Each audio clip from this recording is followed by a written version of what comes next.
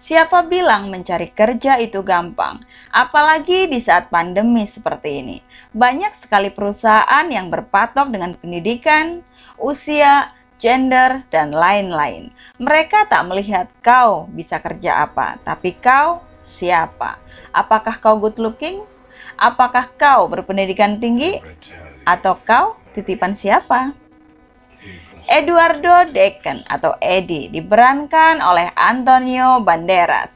Saat itu ia sedang wawancara kerja. Ia adalah mantan komandan batalion di Kesatuan Tentara Amerika Serikat. Perusahaan itu mengatakan bahwa datanya sudah disimpan, tapi untuk saat ini tak ada posisi yang cocok untukmu. Kami akan menghubungimu lagi nanti. Lalu Eddie mengatakan, aku sudah tidak bekerja selama setahun.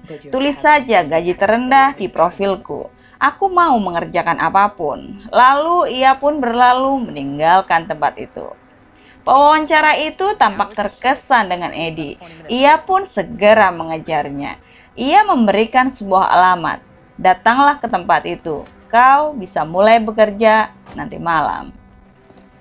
Di suatu tempat di markas polisi, mereka hendak memindahkan seorang saksi kunci suatu kasus besar dengan pengawalan ketat.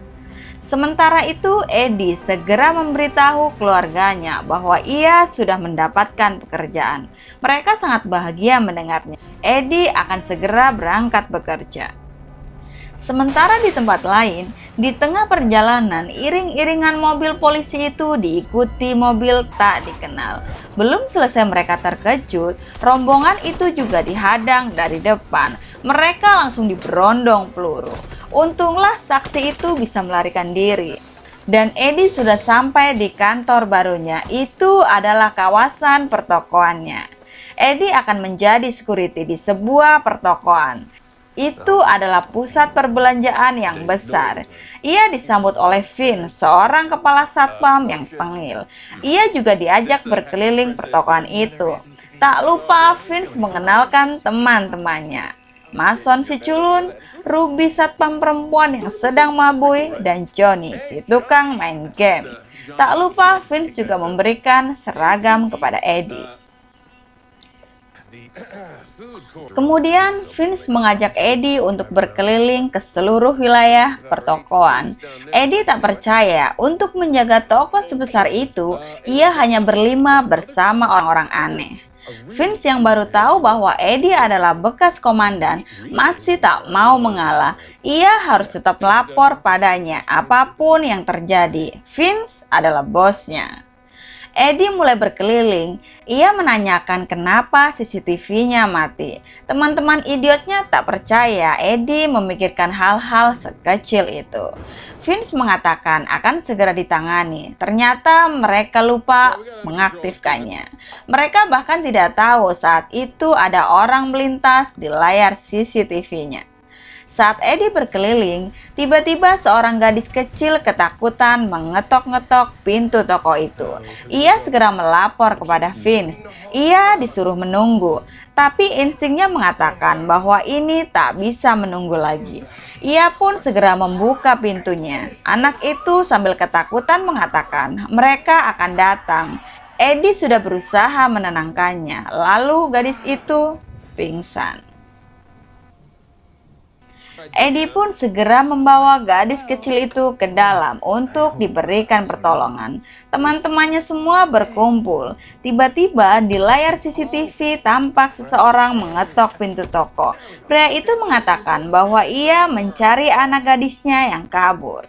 Vin segera mengatakan bahwa anak itu ada di sini dan ia menyuruh Johnny untuk membawanya. Tapi Eddie memperingatkan bahwa anak itu datang dalam keadaan ketakutan. Ayah tidak selalu baik, begitu katanya. Lalu Eddie mulai menanyakan ciri-cirinya.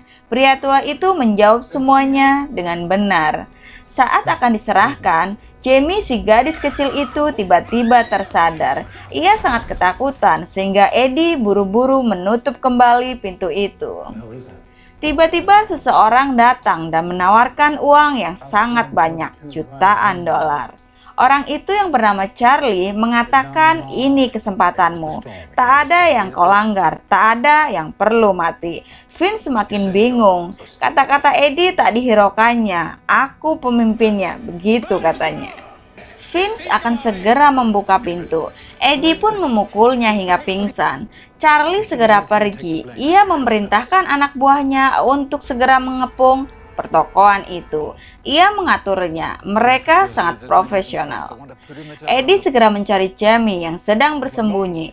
Ia menceritakan anaknya. Jamie pun segera muncul. Ia meminta Eddie untuk berjanji melindunginya dan tak memperlakukannya seperti anak kecil. Eddie dan teman-teman idiotnya segera berkumpul. Mason si culun mengatakan bahwa Jamie adalah saksi kunci kematian ayahnya yang seorang auditor terkenal. Besok ia akan bersaksi. Tak ada senjata apapun yang mereka miliki. Bahkan pistol milik Eddie ada di mobil di luar gedung. Dan kini mobil itu telah diobrak-abrik kawanan penjahat itu. Eddie menyuruh Jamie untuk bersembunyi. Ia membekalinya dengan walkie-talkie mainan. Eddie kini mengambil alih pimpinan keamanan gedung. Ia mengatakan bahwa waktu adalah musuh kita sekarang. Kita harus memanfaatkan sebaik mungkin. Mereka pun kini menggunakan apapun yang bisa digunakan untuk menghambat kawanan itu, seperti menyetrum pagar, mengganjal pintu dengan sofa, dan lain-lain. Tiba-tiba seorang pembunuh profesional datang. Ia seorang petarung. Ia dibackingi oleh seorang sniper. Eddie dan kawan-kawannya pun segera meninggalkan tempat pengintipannya yang sudah ketahuan. Dalam pelarian itu, Finn menjatuhkan setrumannya, senjata kebanggaan yang ia miliki. Saat akan mengambilnya, petarung itu menyerangnya. Hampir saja Finn terbunuh. Untunglah Ruby sudah terbangun dari ketelerannya. Ia memukul petarung itu dari belakang hingga pingsan. Eddie dan seluruh kawan-kawannya segera berdiskusi. Mereka membagi tugas dan membuat beberapa jebakan seadanya. Johnny bisa membuat bom, Ruby bisa memanah. Eddie memerintahkan Johnny memberi tanda SOS dengan senter kepada polisi yang berpatroli jika mereka datang. Sementara para penjahat itu kini telah berhasil masuk ke dalam gedung. Jamie telah keluar dari tempat persembunyiannya. Ia mengatakan tak ingin tertangkap. Ia ingin membantu. Ia kini memantau para penjahat itu dengan mobil remote yang sudah dipasang kamera. Ia menyampaikan pesan kepada Charlie agar menghubungi Eddie di saluran 47. Dalam pesannya, Charlie mengatakan kepada Eddie, "Ini kesempatan terakhir, kau menyerah atau mati. Aku telah mengatakan kepada seluruh anak buahku untuk menemukan anak itu malam ini. Jika berhasil, mereka masing-masing akan mendapatkan $100.000. Tapi jika gagal, semua anggota keluarga termasuk binatang peliharaan akan dibunuh. Jadi mereka akan bekerja keras." Sementara itu, teman-teman Eddie sudah berjibaku dengan anak buah Charlie. Jebakan-jebakan itu sedikit membantu. Ruby hampir saja tertangkap, tapi ia pura-pura mati dalam serangan itu. Bahkan Mason berhasil merebut senjata api. Eddie terus memantau kawan-kawannya. Ia berusaha untuk menolong Mason yang terkepung, tapi ia tidak berhasil. Kemudian seorang petugas polisi patroli datang. Eddie segera memberitahu Johnny untuk memberikan aba-aba SOS. Tapi dilalai senternya rusak, Ia pun segera ke pintu dan tembakan sniper menghujam kepalanya. Dan Johnny pun tewas.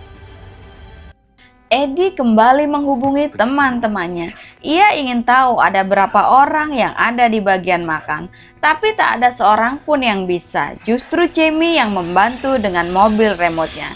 Di sana ada 5 orang. Eddie segera ke sana dan ia berhasil merebut senjata. Bak superhero, ia menari dengan senjatanya dan membunuh mereka semua.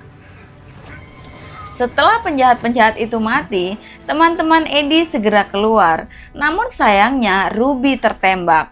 Finn segera mencoba menyelamatkannya.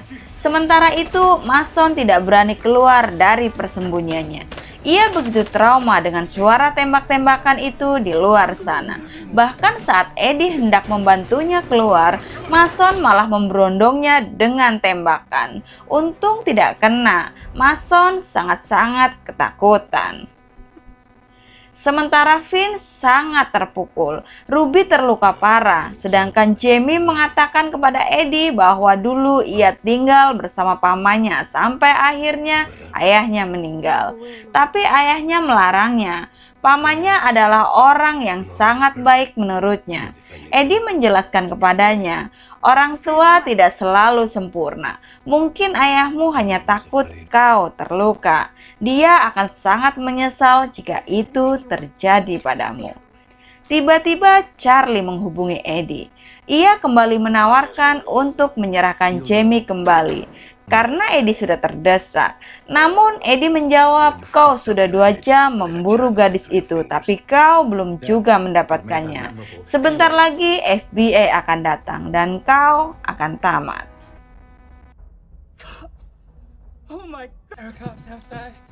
Sementara itu, dari layar CCTV, Mason melihat beberapa polisi memasuki area pertokoan itu.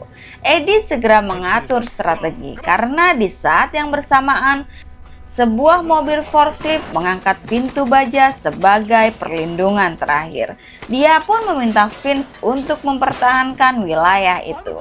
Sementara ia menemui polisi-polisi itu. Seorang diri Vince berjibaku dengan serangan para penjahat itu. Beberapa dari mereka berhasil dilumpuhkan. Hingga akhirnya polisi-polisi itu datang. Mereka meminta Eddie untuk menyerahkan senjatanya.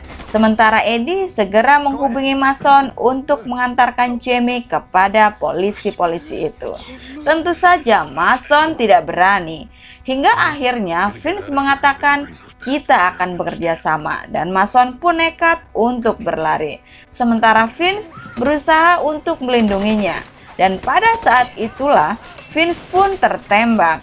Sementara Mason hampir saja berhasil mengantarkan Jamie, dan di saat yang bersamaan Eddie menyadari bahwa polisi-polisi itu adalah palsu. Ia melihat sepatu dan tato yang ada di tubuh mereka. Ia segera memberitahu kepada Jamie melalui walkie-talkie-nya. Ia mengatakan, ingatlah Jamie, kau tidak akan pergi tanpa boneka teddy bearmu. Jamie pun segera mengerti isyarat itu. Namun Mason yang terlambat mengerti akhirnya tewas diberondong peluru. Berbekal pengalamannya sebagai komandan, Eddie segera merebut senjata dan menghabisi polisi-polisi gadungan itu. Eddie dan Jamie segera bekerja sama. Eddie mengatakan kepada Jamie untuk membantunya mencari radio HT yang benar agar suaranya dapat didengar oleh FBI. Sementara Eddie akan membersihkan orang-orang di jalanan supaya polisi itu bisa ke sana. Dengan menggunakan sebuah kendaraan bermotor, Eddie menerobos kaca-kaca di gedung itu. Namun ia dikejar oleh seorang petarung profesional dan ia pun tertangkap. Motor yang dikendarainya terguling. Dalam pertarungan itu, Eddie terluka. Petarung itu berhasil menusuk pahanya. Untunglah dia berhasil melarikan diri. Namun naas, sampai di luar gedung, seorang sniper menembaknya. Hampir saja ia mati. Tapi petarung itu meminta sniper itu untuk tidak menembaknya. Rupanya ia masih penasaran untuk mengalahkan Eddie. Sementara Charlie berusaha membujuk Jamie untuk bekerja sama agar dua-duanya bisa selamat. Namun Jamie bergeming hingga akhirnya ia pun tertangkap. Eddie yang sudah terluka parah berusaha untuk menolongnya. Ia mengatakan kepada Jamie, kau tahu cara kerjanya kan? Dan Jamie pun teringat dengan sengatan listrik yang ada di sakunya. Saat Charlie terkejut, saat itulah Eddie menembak tepat di kepala Charlie. Dan Charlie pun tewas. Kini para FBI telah datang. Eddie mendapatkan pertolongan dan Jamie kini telah tinggal bersama pamannya. Dan film pun usai. Oke guys, itu tadi alur cerita film yang berjudul Security. Semoga teman-teman terhibur ya. Jika teman-teman suka dengan channel ini, jangan lupa subscribe, like, komen, dan nyalakan loncengnya ya, agar teman-teman gak ketinggalan video baru yang akan tayang setiap harinya di channel ini. Aku Caca pamit undur diri. Wassalamualaikum warahmatullahi wabarakatuh.